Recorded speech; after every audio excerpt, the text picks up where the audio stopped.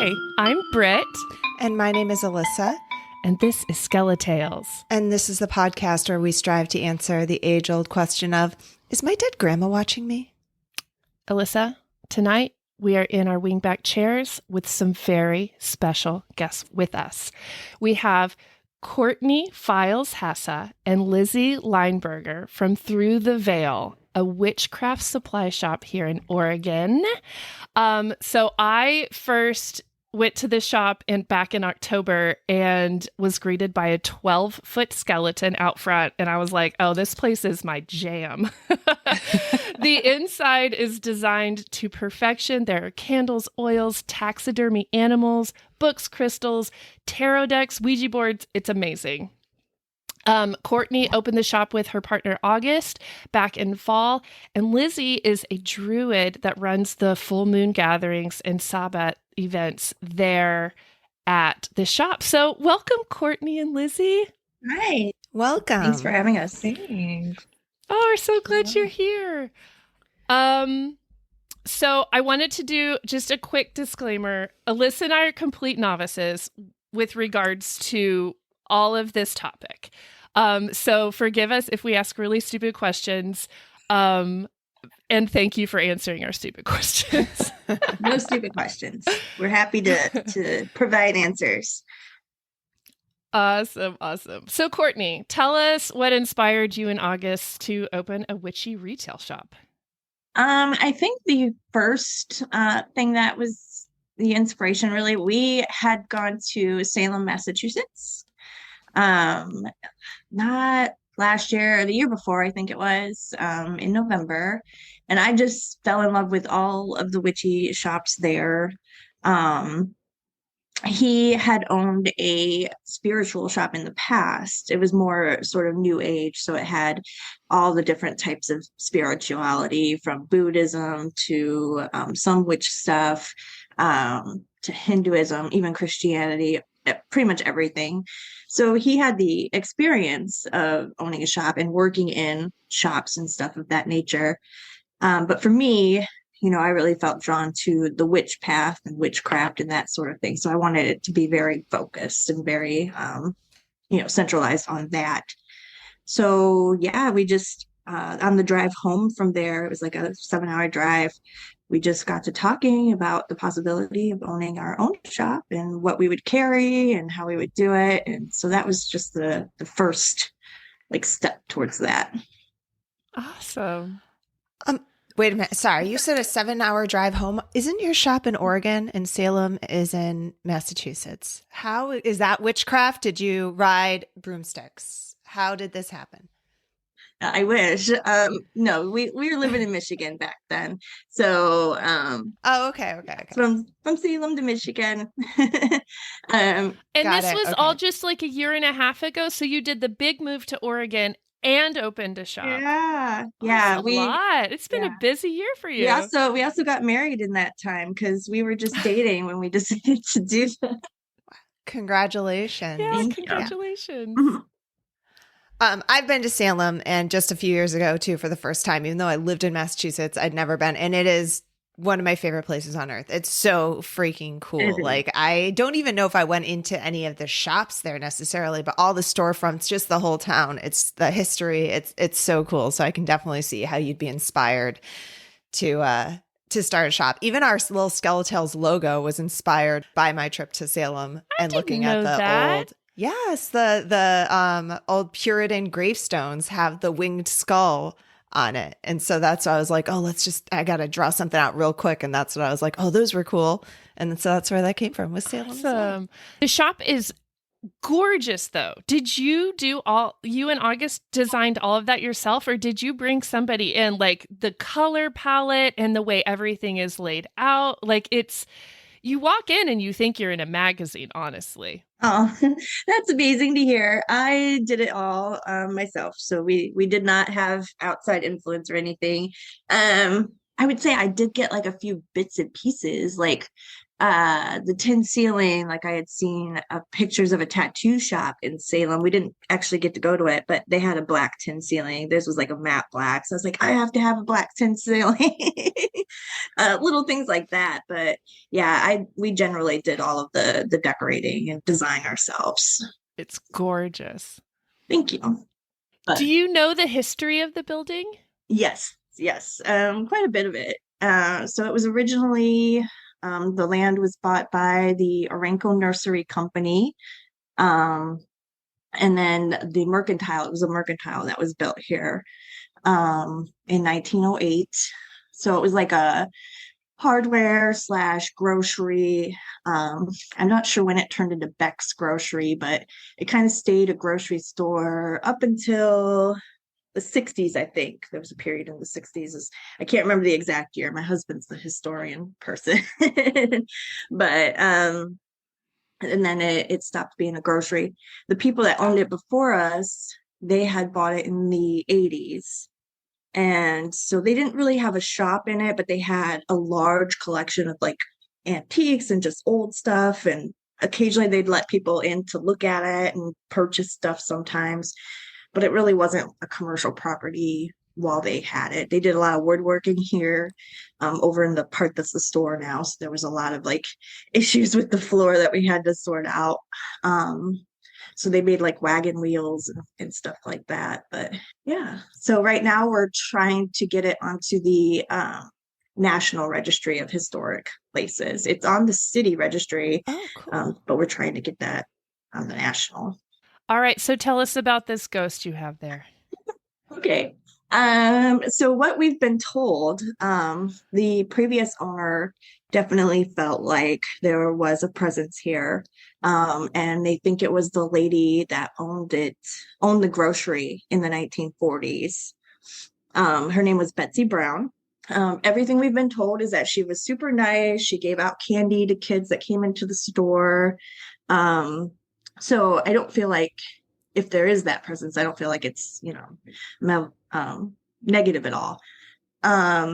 So he felt the presence, and then we've heard stories from other people. There was a younger guy that came in who said that he and his friends had been driving by one time on the street, and they had seen a woman outside in the road, like a ghostly figure in a white dress. And so that was interesting to me because my husband had heard somebody else walking by with their girlfriend telling the same story. At that time, he didn't know that they were possibly talking about a ghost. He thought they were talking about him wearing a white dress. My bathrobe is black. So we've heard those things a few times. We've actually... She's an interesting story too, and probably the angle that we're going to go with on the National Historic level, because they want to know the significance of the building in history. And she was actually a widow when she bought the property. So she was just a female proprietor all by herself, which was kind of unusual for that time period. Yeah, but we've talked to some of her grandkids. Have been in and or great grandkids. I'm not sure which level they were, but they've given us photographs and stuff of her, and it's been really great. Like just getting to hear the stories and stuff. Did she live in the house too? Yes, okay. I do believe so. Okay. Yeah. So just like you guys. Yeah. Up until she went to hospice, I think she lived here. Okay. So I thought you were going to say up until she went missing, and then I was like, all right. That would definitely be an interesting story. Yeah. You could amp the lore up a little bit, right? Yeah. We've had a few strange happenings. It's hard to say like if they were like actual like happenings. I myself am a little bit of a skeptic, so I want to like, oh, it's the wind. Or you know how like, well, now you have to tell us what happened. So we were gone one time and we were out shopping, and the motion sensor on our alarm system got triggered. And when that happens, it turns on the cameras and stuff. So the alarm company called us and everything. So we're like, oh no, what's happening? So we like get on the cameras and watch. And we didn't see anything that could have triggered the motion thing. So they just went off on their own. And then other things like there was a period where we would hear doors closing, like I was in the store and I heard the door closed, and I looked up thinking my husband had come into the room and shut the door, and he wasn't there. There were no doors like open or closed, nothing like that. And so I'd said something to him, and he's like, oh yeah, he's like, I heard that the other day that happened, and I thought you had come into the store and you hadn't. And so then we're like going around checking all the doors to see if they're like, latched, or if there's any like kind of breeze that could move them to make them make that noise. And we didn't really find anything. So we just figured could be a ghost. Of course, we're at that stage in life where every time you hear like a loud noise, you're like, oh, I hope it's ghosts. That sounded expensive. Now, Lizzy, you're in the shop a lot, I imagine. Have you experienced anything there? I have not, but I'm really only there like during the day. So I think ghosts probably are night owls, more than anything. So We agree with that, I think, from our experiences. Totally. Once the sun goes down, that's might be when things start happening. Lizzy, you're a druid, correct? Mhm. I don't really, I mean, my image of druids, like Stonehenge, capes with hoods, maybe some sacrificing. I don't really know. Like mine is Right. very stereotypical based on movies, everything. I honestly didn't know that there were druids like in America in present day. Could you tell, what is it like to be a druid? How do you become a druid? Were you born a druid? Like I don't know anything about this. No, I was actually born a Southern Baptist, Okay. which is largely why I'm a druid now, because that didn't work for me. So I was raised Southern Baptist, and I can remember being very young and sitting in a church and being like, "Wow, yeah, I don't buy into any of this. Like, this is not working for me." So when I got out on my own, I started looking into the pagan religions and tried out Wicca. I feel like Wicca is the gateway pagan religion pretty much for like everybody, and it didn't really stick with me. It was a little, it felt a little dogmatic given my evangelical background, and I was looking for something a little more open-ended. And that's when I stumbled into Druidry. So the question, what is a Druid? Like, do you want the Druid answer? Do you want like a real answer? Because the Druid answer is going to be like, look in your heart and figure out what you think. And that's the whole crux of Druidry is you make your own path, and you find those answers for yourself. There's no real dogma that surrounds it. There's no real guidelines. There's a lot of Druid orders. The big three are Aota, OBOD, and ADF. Aota, AODA, ADF, and then OBOD, OB, OD. OBOD is the one that I'm a part of. It's the Order of Bards, Ovates, and Druids. They're based out of the UK. And they have a little bit more of a curriculum that you can take. You can study to take your Bardic grade. You can study to take an Ovate grade. You can study to take a Druid grade. The Bardic grade is all about expression, creativity. When you think of a bard, you think of the traveling bard that would go and sing and poetry and that kind of stuff. So you kind of learn how to develop those things, and you learn a little bit of the mythology. Once you move into the Ovate grade, it's more internal work, kind of like learning about yourself and how to integrate Druidry into your life. Then you can take the Master Druid, which is where you learn how to teach it. The joke is that once you hit Master Druid level, you're finally a good student and you're finally ready to learn. Druidry appeals to the nerd side of me because you're always learning something. It's all about new things and new avenues and new paths. Ultimately, it's a nature-based religion. We follow the sabbats, we follow the seasons, we follow the moon cycles. And that's really all anybody can agree on when you talk about what Druidry is. It's a nature-based religion. It's a nature-based path. It's not exclusive to pagans. There are Christian Druids. There are Muslim Druids. It's not a dogmatic religion where if you are a Druid, you cannot be anything else. It plays well with others. You've mentioned, Britt mentioned it once. You mentioned it, Sabbat. Sabbat. What? Like I know Sabbath, Yes. and that's like Sundays. But what is Sabbat? What is? I don't know what that is. So Sabbats are like the 8 high holy days for pagans. That's the wheel of the year. It's about every 6 weeks. The solstices, the equinoxes, and the fire festivals. Okay. Those are things like Halloween, is Samhain. Christmas is Yule. Easter is Ostara or Alban Eiler for the Druids.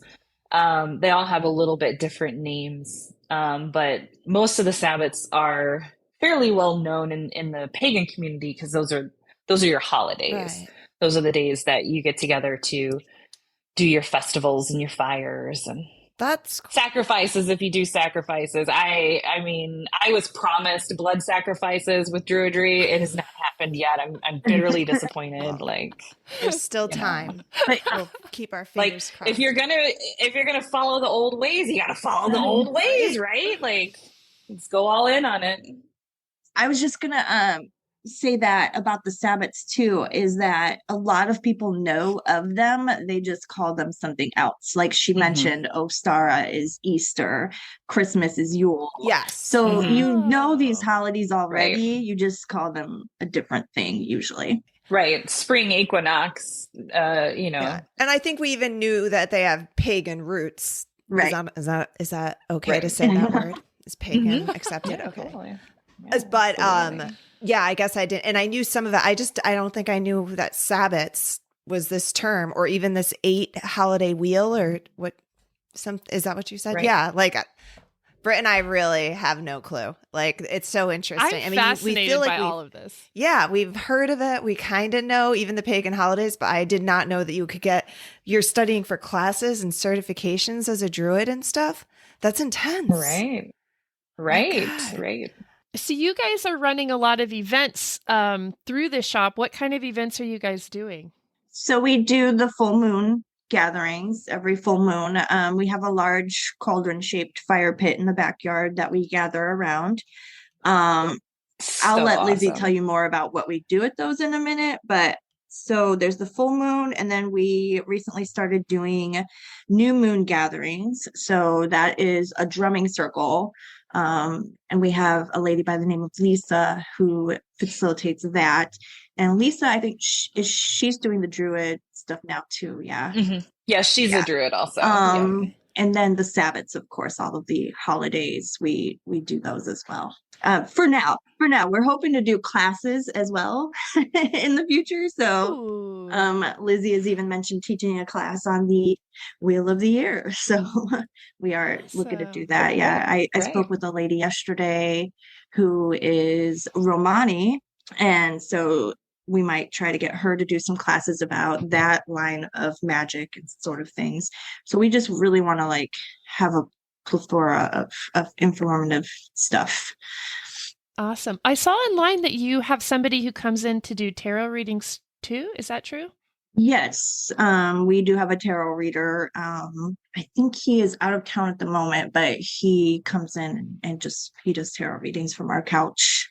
Josiah, he also does some, I think, rune stuff with his tarot readings. Lizzy, are you also a pagan or are you a Wiccan? How do you identify? I would. Sorry. You said you're a Druid, but ask. Sorry, yeah. I'm just Courtney. Jeez Louise, I'm sorry. So I practice witchcraft. Basically, so for me, it's kind of the same thing as with Lizzy. The Wiccan path, there's kind of a lot of rules to it, and things that you follow, and that's great for some people and stuff, and but I tend to like a more open-ended kind of path where I just kind of pick and choose what I like to do and want to do. Yeah, it's more about the spirituality of it and kind of the general beliefs than actually like the dogma and rigid, you have to do this and this and this. And if you don't do this, then you got to go do penance. I don't even know what that would look like in that. But okay, so I just wanted to see where. So then the full moon, you both do this, Wiccans and Druids together. Yep. And anyone else who Yes. wants, like, I was raised Catholic. I'm not a practicing Catholic. Britt was raised Mormon. Not so a we have practicing Mormon. At a all. real, crackpot of religious I experience tend to here. find that a lot of people come to the pagan religions after they've had these other religions. I was raised Christian, of course. It wasn't very strict in my household, but as I got older and moved out, then my parents really started going to church. My mom even worked at a church, and so I think a lot of people after they've experienced that are kind of like, I don't know. So I feel like There's something nice about it, but there's also, like, I had that moment that Lizzy had of been like, y'all buying this? I'm not, like, Right, because I'm Yeah, not. like, Because I like, get me out of here. am I the only one here? Yeah. Right? Exactly. Okay, so I'm sorry. Back to Britt's question of, so what were you asking what these full moon ceremonies look like? Yeah, like paint a picture for us. I actually am planning to go to the one in March, which is coming up, right? Nice. Yes. Tell me Yes. what to expect. What's going to happen? What's going to look like? Have you written that one yet, Lizzy? Yeah, mostly. You don't have to give us the verbatim. We just need the gist, like it's fine. We roll in. Yeah, What do we exactly. Are there going to be hooded Right. figures walking around? Are you allowed to talk? I wouldn't know anything. Absolutely. Okay. Absolutely. It's very chill. Like, it's very much, we try to make it accessible to everybody. Even though I am a Druid, I don't lead it from like a Druid centric kind of place. I try to make it just generic pagan where everybody feels welcome. I kind of channel my inner Unitarian for that, everybody come and hang out. It's awesome. So the full moon circles are mostly about kind of seeing how the month went. And figuring out kind of what you want to do differently next month. It's a good way to kind of mark the seasons and mark the moon cycles. Once you kind of start paying attention to that, it kind of helps you integrate your spirituality a little bit more, particularly in the pagan circles. Because it makes you a lot more cognizant of the passing of the seasons and so on and so forth. The full moon circles are a chance for us to gather as a community and kind of set intentions for the next month.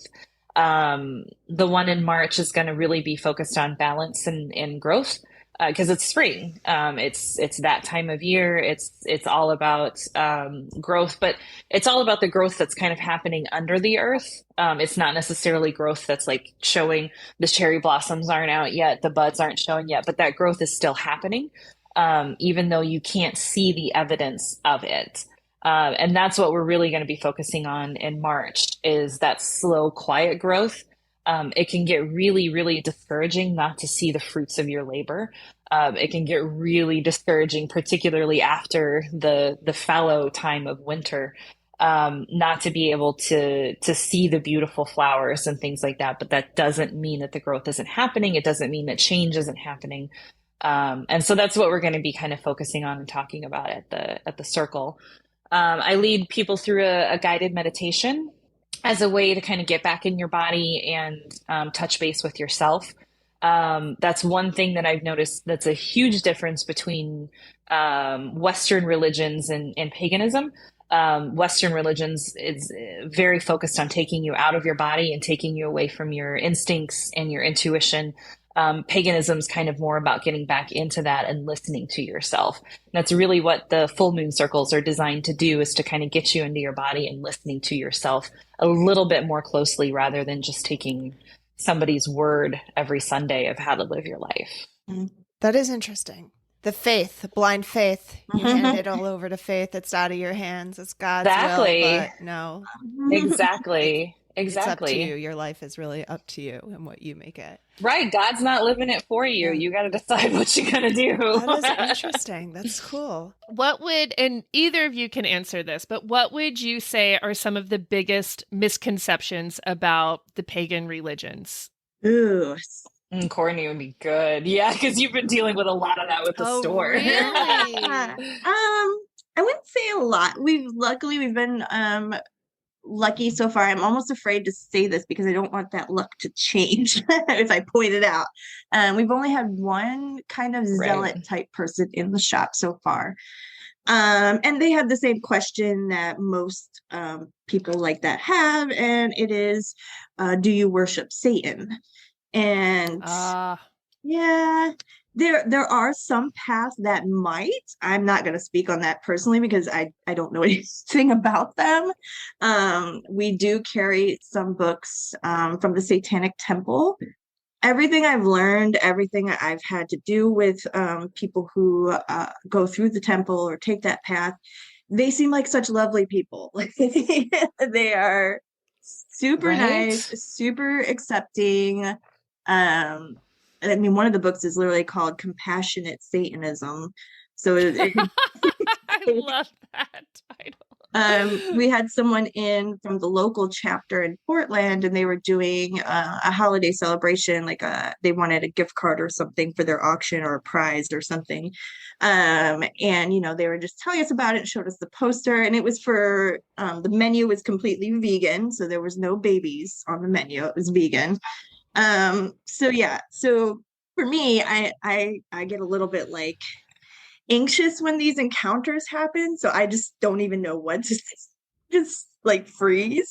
And my husband luckily is very level-headed and calm, and he takes care of it. And so he answered the lady's questions. Of course she wasn't happy with the answer, she stormed out, but at least it wasn't a big deal. She walked into that shop ready to storm out, let's be honest. So that's the big one. And for me, like, something that I like to say to such people is this idea of Satan and all that he represents is actually a Christian belief.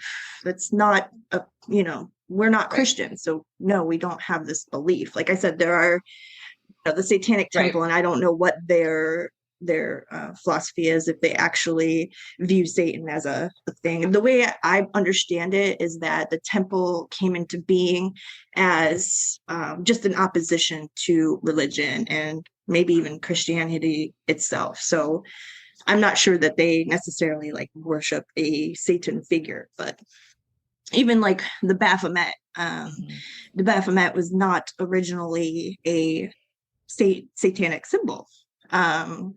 It was sort of the way that we view it is it's a very like dualistic figure. It's male and female.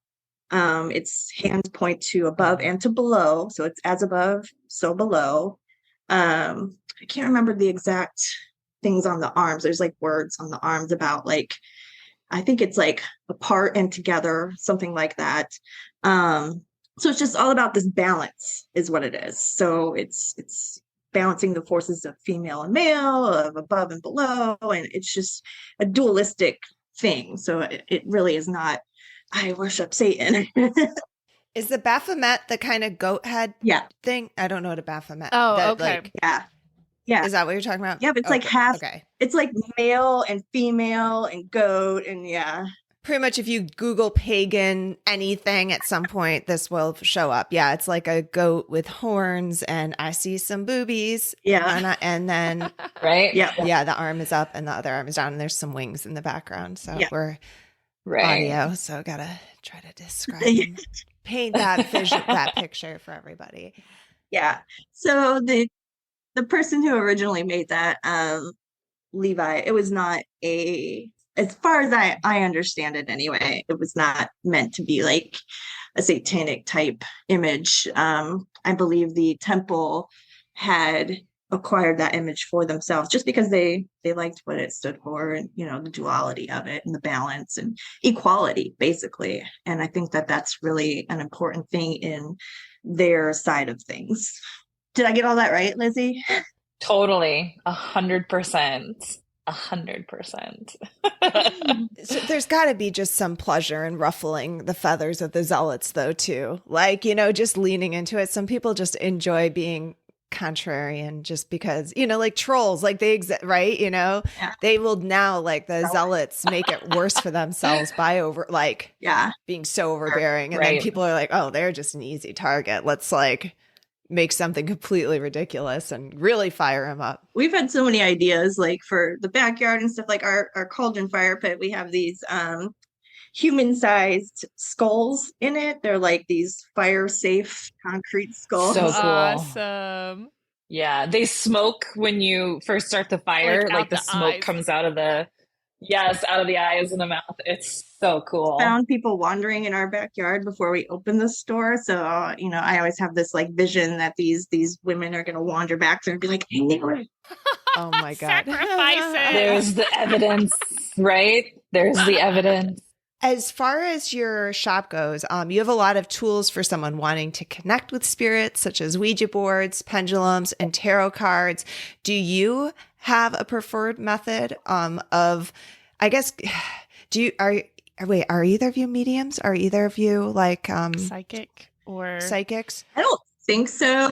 I've had people tell me that I could be. Like, somebody told me there was a long line of spirits waiting outside my place to talk to me, and I'm like, I don't know how to talk to that. So you have all the tools. All these tools, right? Are you drawn to one or the other? Do you have a preferred one? I mean, you spend all this time in the shop. Do you pull tarot and use your pendulums and Ouija boards at all while you're there, or just? So I have yet to use these things. I do use tarot, but for me, tarot is more of a self-reflection, more of an internal process.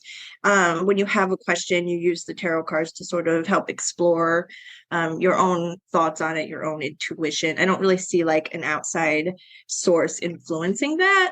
I'm not sure if other people do, but for me, that's how that goes.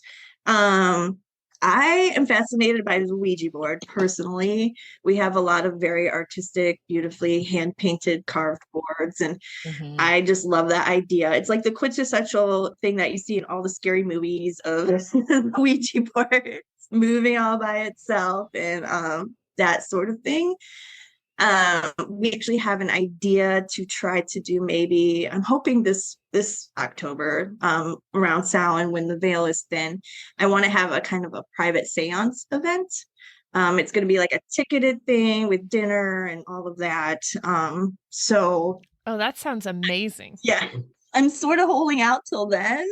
I do want to say that a lot of people are afraid of the Ouija board. They're afraid of just even having one around, that it has some kind of negativity. It could summon demons without you even trying. I blame the Craft movie, right? First off, you have to believe in demons, and then, but I just, put it out there that we do have lots of books as well on how to do a proper seance, and there are ways to do it to protect yourself from any kind of negative energy. I know part of it, first, you're going to cast a protective circle. You want to ask any spirits with any kind of negative intentions, like tell them that they're not welcome and that only positive spirits are welcome, that sort of thing. And then after you're done, of course, you want to make sure you close the circle and that you cleanse the space and do all of that. So there are ways to do it properly in a protective fashion.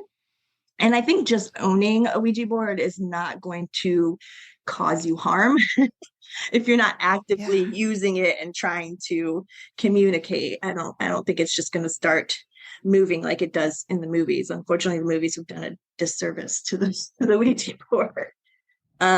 Another medium that we have that was not mentioned, but I feel is really good and something I kind of want to learn is scrying. So we have like the bowls for putting in the water to do the scrying. We have scrying drops.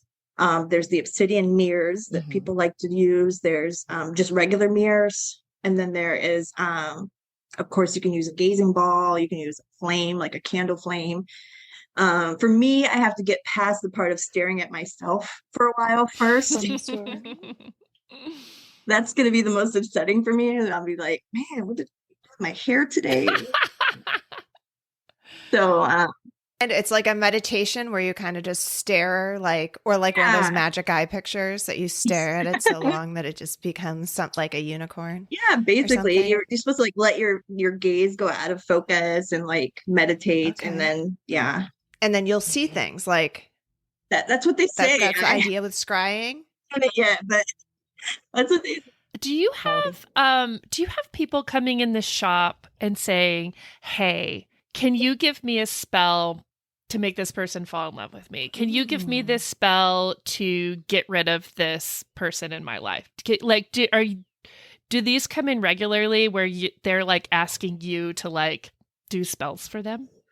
I haven't really gotten it where they're asking us to do a spell, because a lot of people coming in are buying supplies to do it themselves, but they will ask for help, definitely, in the form of here's my problem, what do I do? I have this energy that's been following me, or stuff like that. Oh, we did do one, didn't we, Lizzy? We did like one spell for a lady that came in who had a negative energy she couldn't let go of, or get rid of. It was an ex that was bothering her. And so she was going to do a water spell, which was kind of release it into a moving body of water to encourage him to kind of move on. I suggested adding a bind rune into it, combining some of the runes to kind of get that energy in and releasing that into the water. And so I worked with her on creating a bind rune and sending that away. I feel like that could just be so helpful in many people's lives of like, yeah. And we do have the tools right there. Yeah, we do have some practitioners that have reached out to us who are willing to do spell work for people. So we are kind of in communication with people that do that to like feel that out and what that would look like in the shop, so that we can see if we can get some more of that kind of stuff going. But otherwise, yeah, we have all the tools. We can tell you the things that you need to put together to do the spell. We even have spell kits for people who either you're just starting out or you just want something quick and easy that's already packaged up. It has instructions in it. It has everything you need in a nice little tidy bag. Oh, hell yeah. That's what I need as a very beginner. Like, give me the kit. I'll read the instructions. Right. That sounds like a fun project for like the kids too. Let's go like make a curse together, kiddos. That bully on the butt. No, I don't know. Put together some positive energy curses. Those memes where it's like, if you mixed mud and water and sticks and leaves when you were a kid, you're a witch now. Yeah. Is that pretty much it? Yeah. Do people come in like, okay, my stereotype is like, do you guys have eye of newt and like leg of frog? Like, do you have like, is that genuinely something that might be an ingredient, or is it mostly vegan like options as far as your spell ingredients? We do have some things. I don't know how real they are necessarily, because they're like these little packets that say like eye of bat or whatever, and my husband has opened them and you can't really tell what it is necessarily, if it really is an eye of a bat or not. But we also do have stuff like we have alligator feet, chicken feet. We do carry stuff for like people who might do any kind of hoodoo or voodoo or that sort of thing as well. We try to carry things. Yeah, we did tons of bones. Yeah. We have like bone throwing kits, which is another divination type thing that not a lot of people are familiar with. But we try to carry things for any path that you might choose. Yeah. So. Where would you find these items? Like, do you have fresh chicken feet, or are they dry? Like, I have like just I kind of asked that as a, like, not a joke, but assuming that my stereotypes or whatever I expected would be wrong. But no, like, you really have something that says eye of bat. Like, do you order that on Amazon? Like, where in the world does that come from? Believe it or not, are you harvesting yourself? The sacrifices. Right, it's all the leftovers from the sacrifices. Okay, that makes sense. You got to source them locally. Right. I get it. Oh my gosh, that is fascinating. But that did lead me. I had a question about the merchandise because it's so unique there. Like Alyssa was saying earlier, that little taxidermy things and unique crystals and artwork. Like, where do you cultivate? I mean, you don't have to give away your sources, but like, how did you go about to curate such an incredible inventory? it's just a lot of research, and just my personal interests throughout like my entire life, basically. Because there'll be artists and stuff I follow. I'm an artist, so I follow a lot of other artists. And I'll just be like, hey, would you be able to do that thing wholesale? And so we try to get a lot of stuff from small businesses, from artisans and stuff like that. There are some larger metaphysical distributors that we get stuff from, of course, as well. But we really try to get a lot of like small artisan and business stuff, small business stuff. Yeah, so just everywhere. Like the internet is an amazing thing these days. Like, Yeah. amazing tool. So, and there's a ton of stuff too that I personally make for the shop. So that's helpful. Yeah. So just everywhere. It's great to hear people say that it's unique and stuff, because I'm like, yeah, I picked everything. I love it. It's like my house. All my stuff is in the store. So Yeah, or anything people want to buy. Sometimes you're like, no, actually, that's not for sale. Like I changed my mind. That's what Lizzy says every time she's in there. She's like, I don't know how you let it go. I don't. I would be a terrible shop proprietor because I would be like, no, that's too pretty. Yeah, like I'm actually, gonna keep that's that. now like $13,000. Sorry. Right, exactly. When that happens, I just buy two of them, one for me and one for there you go. Has there been, so like I said, I did see some sort of, it almost looked like a taxidermy, like mermaid, possibly. I don't know. It was like on a shelf. It looked dried out. I'm not sure exactly what it was. It was in one of the videos I saw, and it wasn't like thoroughly explaining everything.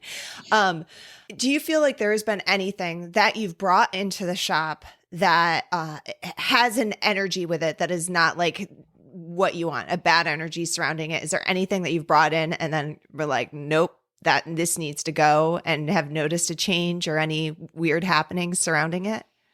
I personally have not. I don't feel like I'm very as in tune with the energies as some other people. Because you'll see people come in and you'll see them holding their hands above the crystals and stuff, because they feel out the energies to know what to pick.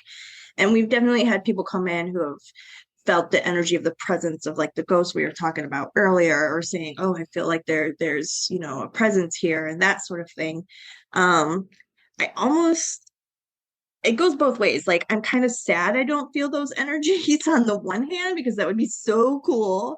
But on the other hand, I'm like, well, at least, I don't get any of the negative like energy either. So I'm just like, it's just this thing. I put it on the shelf, and then, somebody buys it. I don't have to worry about that sort of stuff, luckily. It sounds like you have enough people in your life who have these sensitivities that if they came in and they were like, Courtney, get rid of that thing, like they'd give you a heads up. This is gross. Yeah, I definitely feel like that's the case. And then we probably do. Like, I think even Lizzie's mentioned some stuff. I don't remember what it was about, but she's like, well, if that keeps happening, we'll do a cleansing. And oh, nice. Right. Yeah, we'll sage it and bless it and get throw it out it of in there. the next bonfire. What would you tell somebody who may be nervous about going to a witchy shop? One, don't be. I feel like we're very nice people. We try to be. We're very non-judgmental. We're probably the least judgmental people you'll meet. Lizzy too. And we love people who don't necessarily even follow the path. Come in, ask questions. I would rather give you information and education than have you stand outside and picket saying that we're worshiping Satan or eating babies. I feel like the more people that know, the less fear there will be, and such. So if you were super nervous, luckily we are in a very iconic building, this 1908 mercantile, and we've had lots of people come in who just live in the neighborhood, who just want to see the building and what we did to it. You can use that as a guide. It's like, oh, I'm just here to check out this cool building, and that's fine. We're totally fine with that. So I think that there's no reason to really be nervous. And we have stuff too for even people who don't necessarily follow any of these paths. We have like cool spooky dishes, and we have stuffed animals for kids, tea, art, just jewelry, like all kinds of stuff. So there's a lot there for everyone, really. And I'm going to butt in because Courtney is terrible about tooting her own horn. That's my job. That's what I'm here for. Courtney and August are two of the most kindest people I think I've ever met in my life. Like, they're genuinely kind. They genuinely are interested in not just running a shop, but cultivating a community. So much of the things that they do with a mindset towards, is this good for the community? Not just, is this good for my business? And so for me, if you're looking for a good like starter shop, if you're curious and you want to go to a place that's going to be very welcoming and very kind, that's what you experience the minute that you walk in the shop. Courtney might not be as in tune to the energy, but I can tell you the second that you walk into the shop, it's extremely welcoming. They have put so much thought into the store and into making the store welcoming, and just those little touches that when you look around, you see how much thought went into the design of it. And I can tell you that same amount of thought went into the design of how you feel emotionally when you're there, how welcoming it is. Same thing with all of the events and things like that. Courtney and August always want to make sure that they're accessible and welcoming and open. So for me, I've been to a lot of pagan shops. I'm kind of a pagan shop whore. Like, if there's one open, I'm like, oh, I gotta go see what toys they've got here, you know? Courtney and August is by far, hands down, the best one that I've been to. Because it's not just a shop. It's more of a community and a community resource. That's incredible. I will say when I've been in there, I agree. It feels very welcoming. It isn't like you're going into this like dark cave with smoke all around. Like, it's bright and open, Right. and every detail is perfect. Oh, thank you. Britt, did you stumble upon it or did you seek it out? I think it was my sister-in-law, or maybe it was my husband. Somebody sent me the link and they're like, a witch shop is coming to Hillsboro.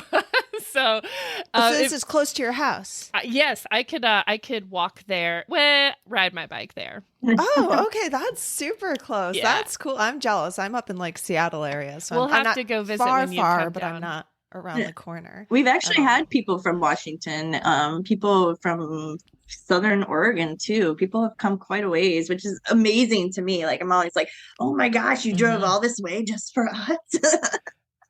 That's cool. That's flattering. Yeah. But for sure, I haven't been to visit Britt yet. But when that happens, We'll have I a will long definitely be list of swinging things to by. do. Yes. Okay. How can people find your shop? Tell us, where they can go. Also online, where can they go to see your stuff? So the shop is in Hillsboro, like maybe a block from the Orenco train station, Max Line. It's in the old Orenco Mercantile building. So the address is 6698 Northeast Alder Street in Hillsboro. We do have an Instagram page under Through the Veil Shop. We have a Facebook page as well. We also have a Facebook community group. So that is just to post discussions, facilitate the community, basically. We'll post the events there. And that sort of thing. Other members and stuff in there can talk to each other, and it's just for the community aspect. We don't advertise in that at all for the shop. It's just the community based part. And then we also have a TikTok. I am not a huge fan of TikTok, but I try. All of that would be under Through the Veil Shop. Do you sell items online at all, or is it all in person? We do not, and we actually have no interest in doing that. When you shop online, there's a lot of competition. You got Amazon, of course, and it just becomes this thing of, who can be cheapest and that sort of thing. And that just isn't what we care to do. We're not in this just to make money. Like Lizzy said, we really want the experience to be there for people, and we really want to build the community and that sort of thing. So our focus is on the physical location only, and we're not going to do the online stuff. because you can't provide that experience online. The experience. It's true. Yeah. So we do have one final question that we ask all of our SkeleTalk guests. And that is, what 3 items would Alyssa and I need to bring to a seance to summon you from the afterlife? And I want both of you to answer. Double seance. Sure. Sure. For me, it would be a mug of tea, probably Earl Grey. A book of poetry. I write poetry. Somebody good, not like crap poetry. Like, don't be giving me this Walt Whitman Leaves of Grass kind of shit. Like, let's bust out some Diane Bukowski. Right. It's the good stuff. The good stuff. Right.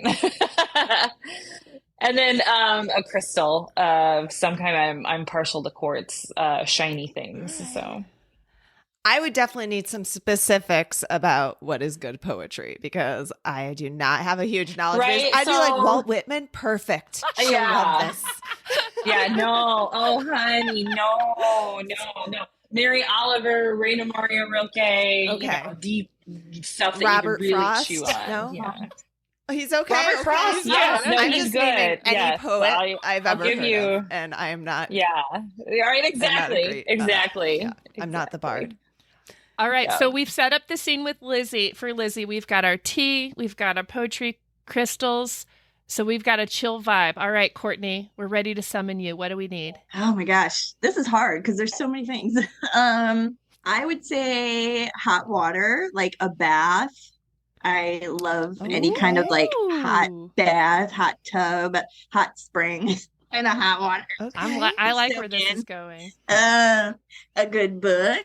I typically read YA fantasy type stuff. I'm really into the fairies right now. Yeah. Usually with a little bit of romance too. I don't like just action. You gotta have it. Okay, we're gonna have to talk after this interview because I've been really into that this past year too. So we'll have to exchange some books. All right, got a book, got a hot tub. Gosh, let's say San Pellegrino pomegranate orange flavor. I don't like any other flavor for some reason. I've been to several stores in one trip before just to find the San Pellegrino orange pomegranate flavor. Or pumpkin spice. I am creating not the coffees, but like pumpkin spice donuts and foods. Like I totally turn into one of those basic white chicks when fall comes. I embarrass myself about it, but own it. It's your seance. You can do what you want. I am so into this seance. I am imagining like a really big hot tub. We're all hanging out, drinking some tea, drinking some San Pellegrino, reading books, reading poetry. It sounds relaxing. Yes. It very sounds like right. I love it. This has been so fun. Thank you guys so much for joining us and talking with us. I've learned so much, and I'm sorry if I've like offended. And like I really didn't know how much I didn't know. I guess right. Courtney, Lizzy, is there anything else that you guys would like to talk about tonight? Just one more thing. Yeah, what is it? Okay. Haunt y'all later. Haunt y'all later. Haunt you later. Good night. Good night.